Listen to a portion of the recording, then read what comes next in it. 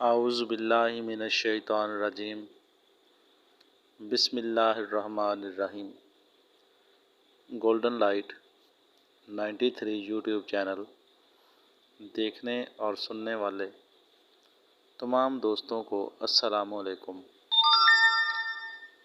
आज की वीडियो ये ऑडियो रिकॉर्डिंग में हमारी कली और पारे से नुकरा बनाने की है। 2 तोले पारा, 4 तोले कली को छाल बंद करके पीस लें। इसके साथ 6 ग्राम कलमी शोरा चाइना वाला जो आम बाज़ार से मिल जाता है वो इसके साथ मिलाकर 3 घंटा अच्छी तरह खर्ल करें और इसके बाद धो लें ताकि इसकी स्याही वगैरह सारी निकल जाए और इसे खुश्क कर लें। इसके बाद 1 पाव कलमी शोरा चाइना वाला और लें। इस 1 पाव कलमी शोरा के अंदर ये कली पारे वाला सफ़ूफ मिलाकर खुश्क खर्ल करना है। 6 घंटा खूब अच्छी तरह खर्ल करें। 6 घंटे इसकी खरलाई लाजमी है, चाहे वक्फा देकर करें या लगातार। इसके 6 घंटे टाइम पीरियड पूरा करना है। अब इसके बाद 1 पाव बत्तल, ख्वा सफ़ेद हो या जर्द, एक में सफ़ेद दूध निकलता है और एक में जर्द कलर का दूध निकलता है। आपको जो भी मिल जाए जिस इलाके में वही ले लें। 1 पाव वज़न उसका लेकर अच्छी तरह खर्ल करें ताकि एक पेस्ट बन जाए। रोगनी कूज़ा लें जिसके अंदर ये मवाद डालने से वो तकरीबन आधा खाली भी रहे।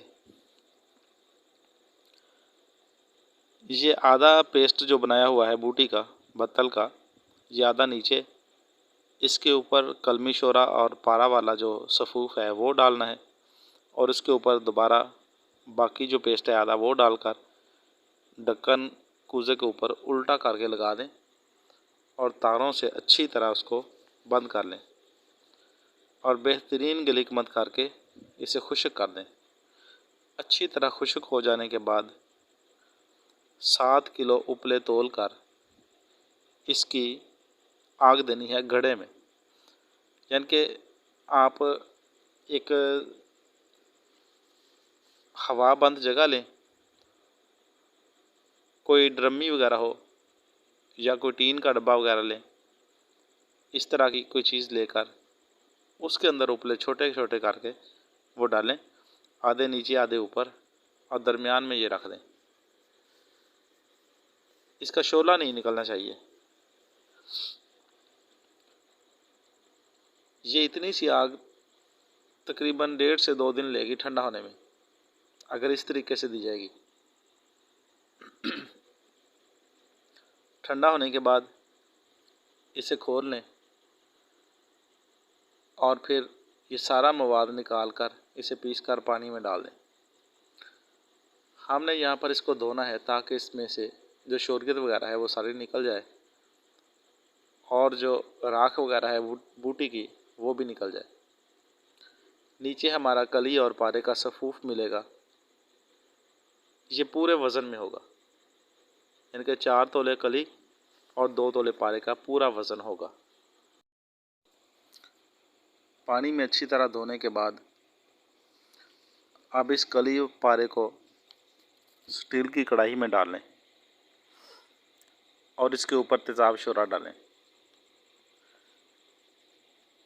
हल्की सी हीट देने पर तेज़ाब शोरा कली को खाएगा और सारा दूधिया रंग हो जाएगा। अब इसमें पानी डालकर धो दें। एहतियात के साथ ये अमल करना है, ऐसा नहीं कि पारे को भी साथ ही इसके खारिज करते रहें, पारा नीचे बैठा रहेगा। शुरू शुरू में कली और पारा दोनों ही इकट्ठे होंगे। अब दोबारा फिर इसको तेज़ाब शोरा डालना है, फिर दोबारा सफ़ेद रंग होगा। ये 5-6 अमल करने पड़ेंगे।